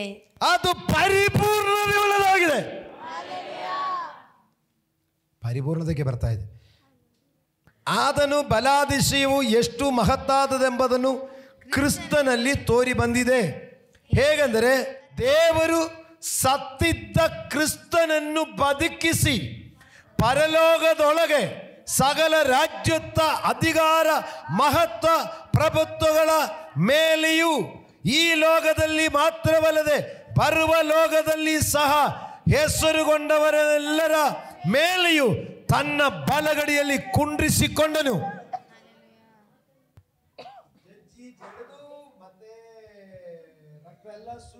ಮೌಳೆಲ್ಲ ಕಾಣಿಸುತ್ತರಾಗಿ ಬೆನ್ನೆಲ್ಲ ಉಳೋತರ ಉತ್ತು ಅಷ್ಟು ಬಾಧಪಟ್ಟು ನನ್ನ ದೇವರೇ ಯಾಕೆ ನನ್ನನ್ನು ಕೈ ಬಿಟ್ಟಿದ್ದೀಯಾ ಎಂದು ಕೂಗಿ ಕೇಳಿ ನನ್ನ ಆತ್ಮವು ನಿನ್ನ ಕೈಗಳಲ್ಲಿ ಕೊಡುತ್ತಿದ್ದ ಪ್ರಾಣ ಕೊಟ್ಟ ಯೇಸುವನು ಅರಿಮತ್ಯ ಜೋಸೆಫನು ಮತ್ತು ನೀಕೋದಿಮನು ಸೇರಿ ಆ ಶಿಲುಬೆಯಿಂದ ಇಳಿಸಿ ಅವರು ಸಮಾಧಿಯಲ್ಲಿ ಎತ್ತ ಹೆಣ ಆ ಸಮಾಧಿ ಒಳಗಡೆ ಇಳಿಸಿ ಅಲ್ಲಿ ಕಲ್ಲುಗಳಿಂದ ಮುಚ್ಚಿಬಿಟ್ಟು ಬಂದಿದ್ದು. 3ನೇ ದಿವಸ ಎದ್ದ ಬಂದ ಯೇಸು ಈಗ ಎಲ್ಲಿದ್ದಾರೆ ಗೊತ್ತಾ?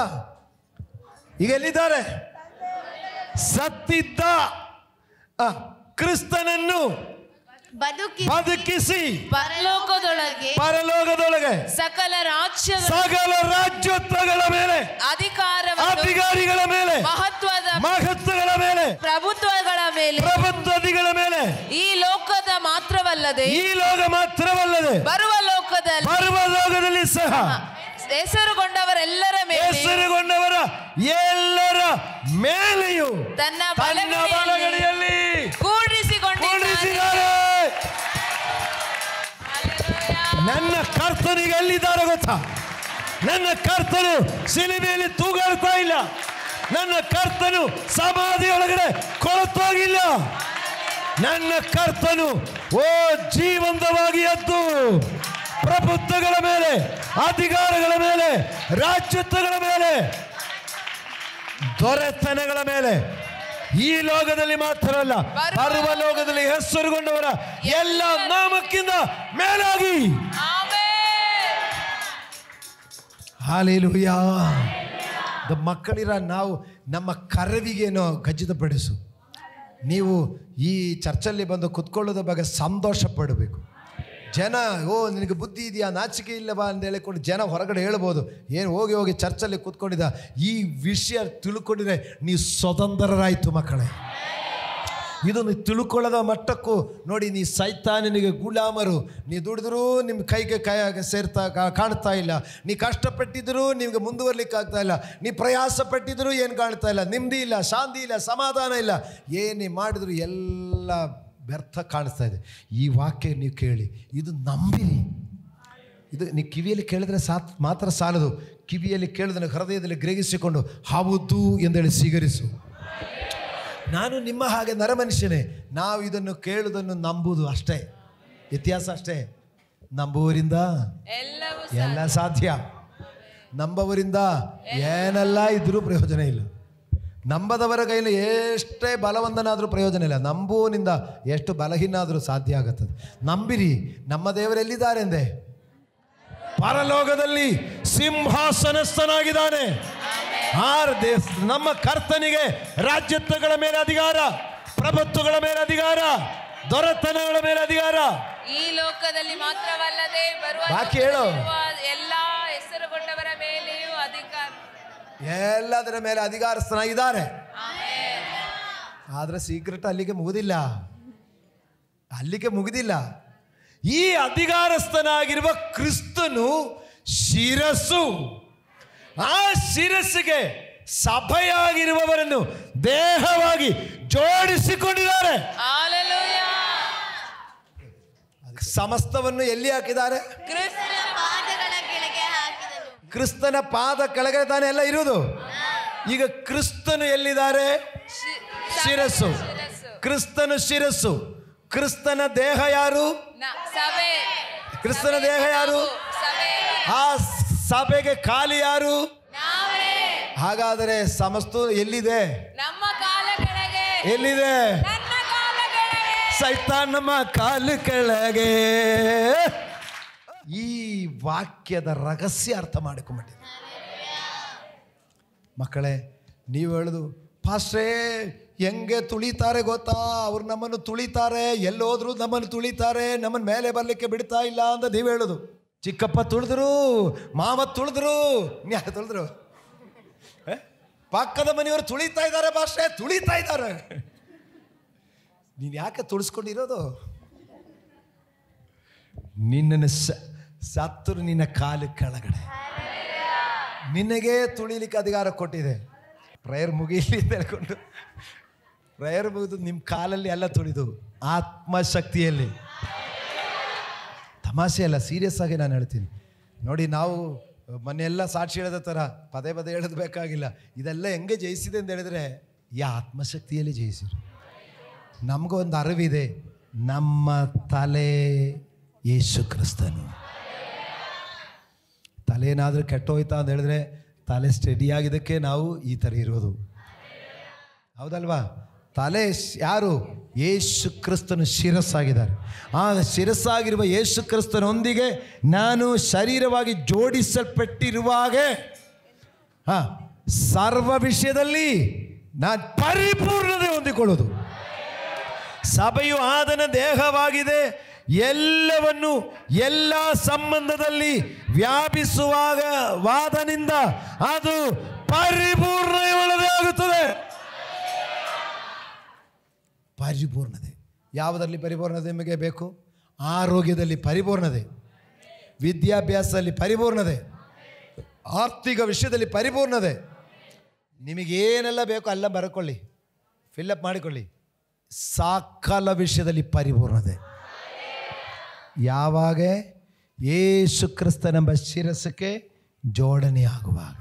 ಯೇಸು ಕ್ರಿಸ್ತನೆಂಬ ಶಿರಸ್ಸಕ್ಕೆ ನೋಡಿ ಸಭೆಯಾಗಿ ಜೋಡಣೆಯಾಗಿದೆ. ನೋಡಿ ಸಭೆ ನಾವು ವೈಯಕ್ತಿಕವಲ್ಲ, ಸಭೆ. ಸಭೆಯಲ್ಲಿ ನಾವು ಒಬ್ಬೊಬ್ಬರು ಒಂದೊಂದು ಅಂಗಗಳಾಗಿದೆ. ಒಂದು ಬೆರಳು, ಕೈಯು, ಕೂದಲು, ಮೂಗು, ಕಣ್ಣು, ಬಾಯಿ ಥರ ಒಂದೊಂದು ಅಂಗಗಳು. ಅಂದರೆ ನೋಡಿ, ನಾನು ಮನೆಯಲ್ಲಿ ಇದ್ಕೊಂಡು ಪ್ರೇಯರ್ ಮಾಡ್ತೀನಿ ಅಂತ ಹೇಳಿದರೆ ನೀವು ಒಂದು ಅಂಗ ಶಿರಸ್ಸಕ್ಕೆ ಜೋಡಣೆ ಆಗಿದೆ ಅಷ್ಟೇ. ಈ ತಲೆಗೆ ಈ ಕೈ ಮಾತ್ರ ಜೋಡಣೆ ಆದರೆ ಹೆಂಗಿರ್ತದೆ? ಈ ತಲೆಗೆ ಬೇರೆ ಕೈ ಮಾತ್ರ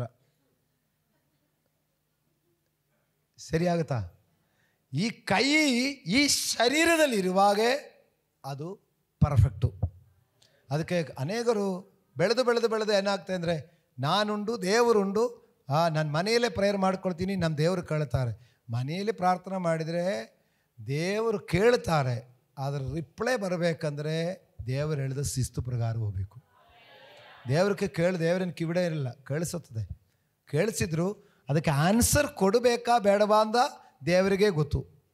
ನೀವು ಹೇಳಿದೆ ಅಂತ ಹೇಳ್ಕೊಂಡು ಬರಬೇಕಂದಿಲ್ಲ. ಇದು ಸಭೆಯಾಗಿ ಜೋಡಣೆಯಾಗು. ಸಭೆಯಾಗಿ ಜೋಡಿಸಲ್ಪಡುವಾಗ ಸಭೆಯಲ್ಲಿ ನಾವೆಲ್ಲರೂ ಒಂದೊಂದು ಅಂಗಗಳಾಗಿದೆ. ಹಾಲೆಲೂಯಾ. ಅಂದರೆ ನೋಡಿ, ಸಭೆಗೆ ಮುಖ್ಯತ್ವ ಇದೆ ಮಕ್ಕಳೇ. ಸಭೆ ಬಿಟ್ಟು ನಾವು ಅಂದರೆ ಈ ಸಭೆ ಎಂದಲ್ಲ, ದೇವರ ಸಭೆ ಎಂಬುದು ಎಲ್ಲ ದೇವ ಜನರು ಸಂಪೂರ್ಣವಾಗಿ ದೇವರನ್ನು ಅಂಗೀಕರಿಸಿಕೊಂಡವರೆಲ್ಲರೂ ದೇವರ ಸಭೆಯ ಶರೀರದ ಭಾಗ ಆಗಿದೆ. ಗಮನಿಸಿ, ಎಲ್ಲಿ IPCನೋ ಎಂದೆಂಬ ಪಂದಕೋಸ್ತೇನೋ ಇನ್ನೂ ಸ್ವತಂತ್ರ ಸಭೆನೋ ಏನೋ ಆಗಲಿ, ರಕ್ಷಣೆ ಹೊಂದಿರುವಂಥ ದೇವ ಮಕ್ಕಳೆಲ್ಲರೂ ಕೂಡುವುದು ಸಭೆ. ಈಗ ನಮಗೆ ಇಲ್ಲಿ ನಾವು ಒಂದು ಕೂಟವಾಗಿ, ಜಿಗಣಿಯಲ್ಲಿ ಒಂದು ಕೂಟ, ಆನಕಲ್ಲಿ ಒಂದು ಕೂಟ, ಬಣ್ಣಾರಿ ಕೂಟ, ಅದೆಲ್ಲ ಕೂಟಗಳು. ಈ ಎಲ್ಲ ಕೂಟಗಳಲ್ಲಿಯೂ ಸಂಪೂರ್ಣ ರಕ್ಷಣೆ ಹೊಂದಿದವರೇ ಕ್ರಿಸ್ತ ಯೇಸುವಿನ ಶಿರಸ್ಸಿಗೆ ಜೋಡಣೆ ಆಗೋದು. ಗಮನಿಸ್ಕೊಳ್ಳಿರಿ, ನೀ ಸಂಪೂರ್ಣ ರಕ್ಷಣೆ ಇಲ್ಲದೆ, ಪರಿಪೂರ್ಣ ಸಮರ್ಪಣೆ ಇಲ್ಲದೆ ಇದೆ ಚರ್ಚಕ್ಕೆ ಬಂದಿದೆ ಅಂತ ಹೇಳಿಕೊಂಡು ಆ ಶರೀರದಲ್ಲಿ ಇರುತ್ತೆ ಅಂತ ಹೇಳಲಿಕ್ಕಾಗಲ್ಲ. ನೀವು ಈಗ ಅರ್ಥ ಮಾಡಿ, ನೀವು ಇಷ್ಟೆಲ್ಲ ಮಾಡಿ ನನಗೆ ಯಾಕೆ ಪಾಸ್ಟ್ರೆ ನನಗೆ ಪರಿಪೂರ್ಣತೆ ಆಗ್ತಾ ಇಲ್ಲ ಅಂತ ಹೇಳಿದರೆ, ನೀವು ಯೇಸು ಕ್ರಿಸ್ತನೆಂಬ ಶಿರಸ್ಸಕ್ಕೆ ಸರಿಯಾಗಿ ಜೋಡಣೆ ಆಗಿದೆಯಾ ಅಂತ ನೋಡಬೇಕು. ದೇವರ ವಚನಕ್ಕೆ ವಿರುದ್ಧವಾಗಿ ನೀವು ನಡ್ಕೊಳ್ಳುವಾಗ ನೀವು ಯಾರ ಪಕ್ಷಕ್ಕೆ ಸೇರಿದೆ? ಮರಣಾಧಿಕಾರಿಯಾದ ಸೈತಾನ ಪಕ್ಷ ಸೇರಿದೆ. ಬೇಜಾರು ಮಾಡಬೇಡ. ದೇವರ ಪಕ್ಷ ಇಲ್ಲಾಂದರೆ ಸೈತಾನ್ ಪಕ್ಷ, ಇದೆರಡೇ ಇರುವುದು. ನೀವು ಮೂರನೇ ಪಂಗಡ ಇಲ್ಲ. ದೇವರ ಪಕ್ಷ ಇಲ್ಲಾಂದರೆ ಸೈತಾನ್ ಪಕ್ಷ. ನೀವು ದೇವರ ಪಕ್ಷದಲ್ಲಿದ್ದರೆ, ನೀವು ದೇವರ ಆಜ್ಞೆಗಳು ಅನುಸರಿಸಿ ನಡೆಯುವರಾಗಿದ್ದರೆ, ಯೇಸು ಕ್ರಿಸ್ತನೆಂಬ ಶಿರಸ್ಸಕ್ಕೆ ನೀವು ಜೋಡಣೆಯಾಗಿರುತ್ತದೆ. ಆ ಜೋಡಣೆಯಾಗಿರುವ ನೀವು ತುಳಿಯುವಾಗ ಸೈತಾನ್ ನಿಮ್ಮ ಕಾಲ ಕೆಳಗೆ ನೋಡಿರಿ, ಹಾವುಗಳನ್ನು, ಚೇಳುಗಳನ್ನು, ವೈರಿಯ ಸಮಸ್ತ ಬಲವನ್ನು ತುಳಿಯಲಿಕ್ಕೆ ಅಧಿಕಾರ ಕೊಟ್ಟಿದೆ. ಅವ ಯಾವ ಕೇಡು ನಿಮಗೆ ಮಾಡುವುದಿಲ್ಲ. Hallelujah, hallelujah. 3 ಮಾತು ಹೇಳಿದೆ. 1, ಮರಣಾಧಿಕಾರಿಯನ್ನು ಅಂದರೆ ಸೈತಾನ್ನು ಅಡಗಿಸು. 2, ಮರಣ ಭಯದ ದಾಸತ್ವದಿಂದ ಹೊರಗಿಡ ಬಾ. 3, ಕ್ರಿಸ್ತ ಯೇಸುವಿನ ಶಿರಸ್ಸಿನೊಂದಿಗೆ ಜೋಡಿಸಲ್ಪಟ್ಟು ಪರಿಪೂರ್ಣತೆ ಹೊಂದಿಕೋ. ಇದೇ 3 ವಿಷಯ. ಹಾಲೆಲೂಯಾ. ಈಗ ಹೆಂಗೆ ಇದ್ದೀರಾ? ಓಕೆ ಆಯ್ತಾ? ಇನ್ನು ಸೈತಾನ್ ಬಂದರೆ ಸಾಕು, ಫುಟ್ಬಾಲ್ ಹೊಡಿಲಿಕ್ಕೆ ರೆಡಿ ಇದೆಯಲ್ಲ. ನಿಮಗೆ ಕೇಡು ಮಾಡುವಂಥ ಎಲ್ಲ ವಿಷಯಗಳು, ಅನಾರೋಗ್ಯದ ವಿಷಯಗಳಲ್ಲಿ, ನಿಮಗೆ ಆರ್ಥಿಕವಾಗಿ ಮುಂದುವರಲಿಕ್ಕಾಗದ ವಿಷಯಗಳಲ್ಲಿ, ನಿಮ್ಮನ್ನು ಸಂಕಟಪಡಿಸುವಂಥ ವಿಷಯಗಳಲ್ಲಿ ನೀವು ಇದೇ ವಿಶ್ವಾಸದಲ್ಲಿ ನೀವು ಅಪ್ಪಣೆ ಕೊಡು. ನನ್ನನ್ನು ಪೀಡಿಸುವಂಥ ಅಂಧಕಾರದ ಆತ್ಮನೇ ಬಿಟ್ಟು ತೊಲಗು ಹೋಗು. ನಜರೇತಿನ ಯೇಸುವಿನ ಅಧಿಕಾರವುಳ್ಳ ನಾಮದಲ್ಲಿ ನನ್ನಿಂದಲೂ ನನ್ನ ಕುಟುಂಬದಿಂದಲೂ ಬಿಟ್ಟು ತೊಲಗು.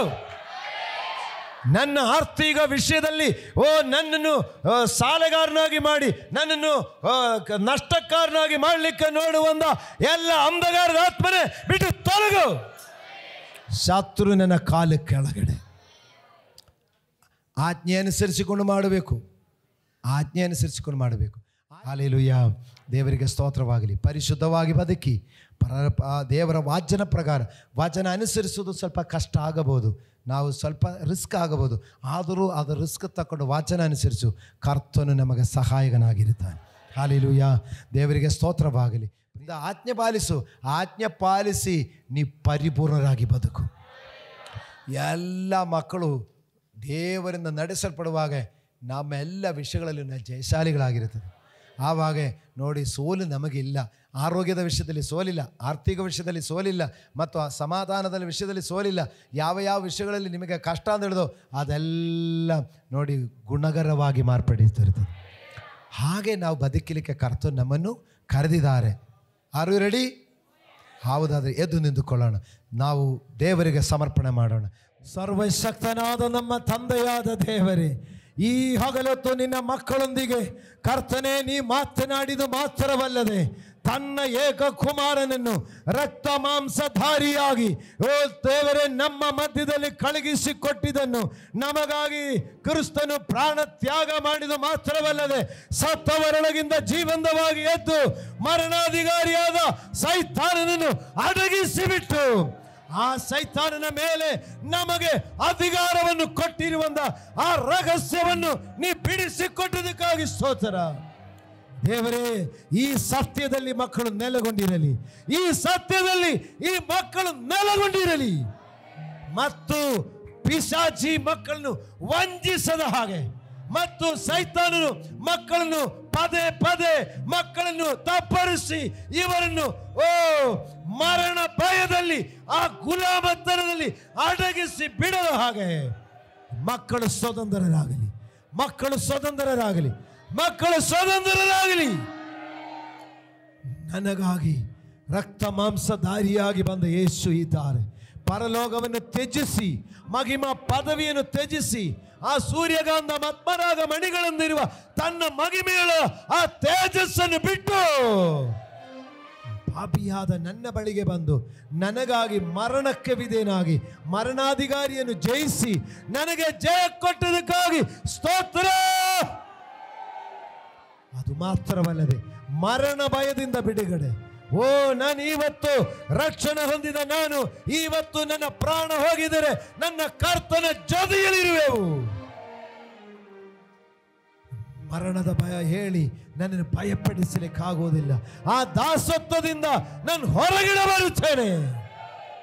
ಕರ್ತನೆ, ಅದೇ ತೀರ ದೇವರೇ, ಅದು ಮಾತ್ರವಲ್ಲದೆ ಓ, ರಾಜ್ಯತ್ವಗಳ ಮೇಲೂ ಪ್ರಭುತ್ವಗಳ ಮೇಲೂ ಆ ದೊರೆತನಗಳ ಮೇಲೂ ಅಧಿಕಾರಸ್ಥನಾಗಿ ದೇವರೇ ನೀವು ಸಿಂಹಾಸನದಲ್ಲಿ ಇರುವಾಗ ಆ ಕ್ರಿಸ್ತ ಯೇಸುವಿನ ಪಾದದ ಕೆಳಗಡೆ ಸಮಸ್ತವು ಒಪ್ಪಿಸಿಕೊಟ್ಟಿರುವಾಗ ಯೇಸು ಕ್ರಿಸ್ತನೆಂಬ ಶಿರಸ್ಸಿಗೆ ಸಭೆಯಾಗಿ ನಾನು ಜೋಡಣೆಯಾಗಿರುವಾಗ ಆ ಕ್ರಿಸ್ತ ಯೇಸುವಿನ ಆ ಶಿರಸ್ಸಿನೊಂದಿಗೆ ಜೋಡಿಸಲ್ಪಟ್ಟ ಸಭೆಯಾಗಿ ನಾನೀಗೋ ಸಂಪೂರ್ಣತೆಯನ್ನು ಹೊಂದಿಕೊಳ್ಳುತ್ತೇನೆ.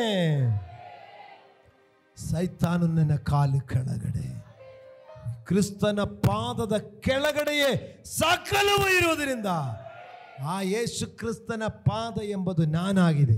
ಆ ಯೇಸು ಕ್ರಿಸ್ತನ ಪಾದ ಎಂಬುದು ನನ್ನ ಪಾದಗಳಾಗಿದೆ. ಕ್ರಿಸ್ತನು ಮಹಿಮೆಯಾಗಿ ನನ್ನಲ್ಲಿ ವಾಸ ಮಾಡುತ್ತಾ ಇದ್ದಾನೆ. ನನ್ನಲ್ಲಿ ವಾಸವಾಗಿರುವ ಕ್ರಿಸ್ತ ಯೇಸುವಿನ ಪ್ರಭಾವದಿಂದ ನನ್ನ ಶತ್ರುವನ್ನು ಅಡಗಿಸಿ ಬಿಡುತ್ತೇನೆ. ಈ ಧೈರ್ಯದಿಂದ ಮಕ್ಕಳು ಹೋಗಲಿ, ಈ ಬಲದಿಂದ ಮಕ್ಕಳು ಹೋಗಲಿ, ಈ ಶಕ್ತಿಯಿಂದ ಮಕ್ಕಳು ಹೋಗಲಿ. ಎಲ್ಲ ದೊರೆತನಗಳ ಮೇಲೆ ದೇವರೇ ಮಕ್ಕಳಿಗೆ ಅಧಿಕಾರ ಉಂಟಾಗಲಿ. ಅವರೆಲ್ಲರೂ ಕ್ರಿಸ್ತನ ಸಭೆ ಎಂಬ ದೇಹಕ್ಕೆ ಜೋಡಣೆಯಾಗಲಿ. ಕರ್ತನೇ, ನಿನ್ನ ಪಾದ ಸನ್ನದಿಯಲ್ಲಿ ಈ ಮಕ್ಕಳೆಲ್ಲರನ್ನು ಸಮರ್ಪಿಸುತ್ತೇನೆ. ಇವತ್ತು ಹೊಸದಾಗಿ ಬಂದವರು ಕೂಡ ಕರ್ತನೇ ನಿನ್ನೊಂದಿಗೆ ಜೋಡಿಸಲ್ಪಡಲಿ. ಆ ಸೈತಾನನಿಂದ ಮಕ್ಕಳಿಗೆ ಬಿಡುಗಡೆಯಾಗಲಿ. ಆ ಮರಣಾಧಿಕಾರಿಯಿಂದ ಸ್ವಾತಂತ್ರ್ಯವಾಗಲಿ. ಎಲ್ಲ ಕೇಡಿನ ಕ್ರಿಯೆಗಳಿಂದಲೂ ಬಿಡುಗಡೆ ಕಾಣಲಿ. ನಮ್ಮ ರಕ್ಷಕನು ನಮ್ಮೊಡೆಯನೂ ಆಗಿರುವ ಪ್ರಭು ಯೇಸು ಕ್ರಿಸ್ತನ ನಾಮದಲ್ಲಿ ಈ ಸಭೆಯನ್ನು ಆಶೀರ್ವದಿಸುತ್ತೇನೆ. ಈ ವಚನಗಳ ಮೂಲಕ ಈ ಮಕ್ಕಳು ಸ್ವತಂತ್ರರಾಗಲಿ. ಈ ವಚನಗಳ ಮೂಲಕ ಮಕ್ಕಳು ಸೈತಾನನನ್ನು ಅಡಗಿಸುವರಾಗಿರಲಿ. ಈ ವಚನಗಳ ಮೂಲಕ ಮಕ್ಕಳು ಆಶೀರ್ವದಿಸಲ್ಪಡಲಿ. ತಂದೆ, ಕುಮಾರ, ಪವಿತ್ರಾತ್ಮನ ಹೆಸರಿನಲ್ಲಿ ನಮ್ಮನ್ನು ಸಮರ್ಪಿಸುತ್ತೇನೆ. ಪರಲೋಕ ತಂದೆಯೇ, ನಮ್ಮ ಪ್ರಾರ್ಥನೆ ಕೇಳಿದ ದೇವರಿಗೆ ಕೈಗಳೆತ್ತಿ ಸ್ತೋತ್ರ ಮಾಡೋಣ.